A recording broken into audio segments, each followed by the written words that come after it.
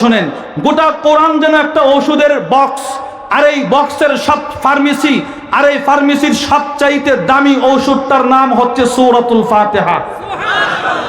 কোন সূরা বলেন? এই ওষুধটা এতটাই দামি, রসুলকে যদি আপনি ডাক্তারের জায়গায় ধরেন, আমার নবী তো পৃথিবীর সকল সেক্টরের জন্য, প্রত্যেকটা সেক্টরে যেই লোকটা যেমন তার জন্য নবী ছিল সেই আদর্শ ছিল কিনা বলেন? পৃথিবীর সমস্ত ডাক্তারের জন্য আমার নবী ছিল ডাক্তার, কারণ আল্লাহ তো আপনাকে এমন একজন নবী দিয়েছে। আল্লাহু আকবার। জগৎ বিখ্যাত আলেম আল্লামা আব্দুল ফাত্তাহ আবু গুদ্দা রাহিমাহুল্লাহ তার বিখ্যাত কিতাব সফহাত মিন সাবরিল উলামা আলা শাদাইদিল ইলমি ওয়াত তাহসিলের মধ্যে লেখেন, মা জামা আল্লাহুল খায়রা কুল্লাহু লি আহাদ ইল্লা লিন নবী সাল্লাল্লাহু আলাইহি ওয়াসাল্লাম। দুনিয়া আখিরাতের, সূর্যের, চাঁদের, দিনের, রাতের, বিকেলের, সকালের যত ধরনের কল্যাণ ছিল আল্লাহর কাছে, সব কল্যাণ একসাথে আল্লাহ তাআলা কোন নবীকে দেয় নাই, শুধুই মাত্র আমার নবীকে দান করছে। শুধুই মাত্র আমার নবীকে দান করছে। আমার নবীকে, শুধু আমার নবীকে দান করছে। এজন্য আমার রসুল প্রতিটা সেক্টরে যে যেমন, তার জন্য আমার নবী তেমন। এবার রসুল যেন এক ডাক্তার, রসুল যেন কোরআন নিয়ে বলে, এই কোরআনের সবচাইতে আজম ঔষধ হচ্ছে সূরাতুল ফাতিহা। আজম মানে কি? সবচাইতে মর্যাদাবান। আজম কি? এটা আমাদের মুখের তর্জমা। আমাদের হযরত ওয়ালা হাকিমুন নফস আরিফ বিল্লাহ আল্লামা মুফতি মুশতাকুন নবী আল কাসিমি হাফিজাহুল্লাহ, হুজুর খুব সুন্দর, আমি হুজুরের জবান থেকে একাধিকবার শুনেছি। হুজুর বলেন কিছু শব্দ আছে, আজম, আলা, আসসামাদ, আজিম, এই শব্দগুলোর তর্জমা আমাদের মুখে করা সম্ভব না, তবে আজম শব্দ অনেক ভারী শব্দ। এবার রসুল যে ঔষধটার ব্যাপারে আজম বলছে, ওই ঔষধটা কত দামি ঔষধ বলেন? কত দামি ঔষধ! রসুল শুধু আজম বলে নাই, রসুল বলেন সূরাতুল ফাতিহা আজম। বলেন আজম, সবাই বলেন। দুই, রসুল বলেন সূরাতুল ফাতিহা আফদল। বলেন, আবার বলেন সর্বশ্রেষ্ঠ। রসুল তিন, রসুল বলেন সূরাতুল ফাতিহা খায়র, সবচাইতে উৎকৃষ্ট। আজম, বুখারী শরীফের 4474 নম্বর হাদিস। আবু সাঈদ ইবনে মুআল্লা বলেন, কুনতু উসাল্লি ফিল মসজিদ, আমি মসজিদে নববীতে নামাজ পড়তেছিলাম। দাআনি রাসূলুল্লাহ সাল্লাল্লাহু আলাইহি ওয়াসাল্লাম, রাসূল আমাকে ডাকলেন, আমি নবীর ডাকের জবাব দিতে পারি নাই, নামাজে ছিলাম। এবার নামাজ শেষ করে নবীর কাছে গিয়ে বলি, ইয়া রাসূলুল্লাহ কুনতু উসাল্লি, আমি তো নামাজে ছিলাম, আপনার ডাকের জবাব দিতে পারি না। এবার রসুল বলেন, আলাম ইয়াকুলিল্লাহু আযজা ওয়া জাল্লা ইস্তাজিবু লিল্লাহি ওয়া লির রাসূল ইযা দাআকুম, তুমি কি আল্লাহর কোরআনের আয়াত পড়ো নাই?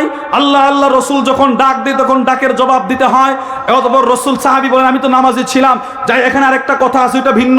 এবার রসুল বলেন, শোনো, লা উআল্লিমান্নাকা সূরা হিয়া আযমুস সুওয়ারি ফিল কুরআন, আমি তোমাকে এই মুহূর্তে একটা সূরা শিখাবো, যেই সূরাটা হচ্ছে গোটা কোরআনের সবচাইতে মর্যাদাবান সূরা। সুবহানাল্লাহ বলেন না? অতঃপর রসুল বলেন, ক্বাবলা আন তাখরুজা মিনাল মসজিদ, তুমি মসজিদ থেকে বের হওয়ার পূর্বে শিখাবো। নবীজি সাহাবীর হাত ধরলেন, অন্য কথাই চলে গেছে। এবার মসজিদ থেকে বের হয়ে যাবে, সাহাবী বলে, ওগো আল্লাহর রসুল, আলাম তাকুল, আপনি কি বলেন না আমাকে একটা সূরা শেখাবেন সবচাইতে দামি? তো রসুল বলেন, হ্যাঁ, সূরাটির নাম হচ্ছে সূরাতুল ফাতিহা। তাহলে এটা হচ্ছে আজম। নবীজি বলছেন এবার আফদল। সহিহুল জামের 1125 নম্বর হাদিস, আল্লাহর রাসূল বলেন, আফদলুল কুরআন আলহামদুলিল্লাহি রাব্বিল আলামিন, কোরআনের সর্বশ্রেষ্ঠ সূরা হচ্ছে সূরাতুল ফাতিহা। 3, সূরাতুল ফাতিহাকে রাসূল খায়র বলছেন, খায়র, ভালো, ভালো, উৎকৃষ্ট। আল্লামা ইবনে কাসিরের বিখ্যাত তাফসীরের কিতাব উমদাতুত তাফসীরের মধ্যে নিয়ে আসছেন, হযরত জাবের বলেন, ইনতাহাইতু ইলা রাসূলিল্লাহি সাল্লাল্লাহু আলাইহি ওয়াসাল্লাম, হযরত জাবের বলেন, আমি আল্লাহর নবীর কাছে গেলাম। ফাকুলতু আসসালামু আলাইকা ইয়া রাসূলুল্লাহ, আমি আল্লাহর রাসূলকে গিয়ে সালাম দিলাম, সালাম। ফালাম ইয়ারুদ্দা আলাইয়া, নবীজি আমার সালামের জবাব দিলেন না।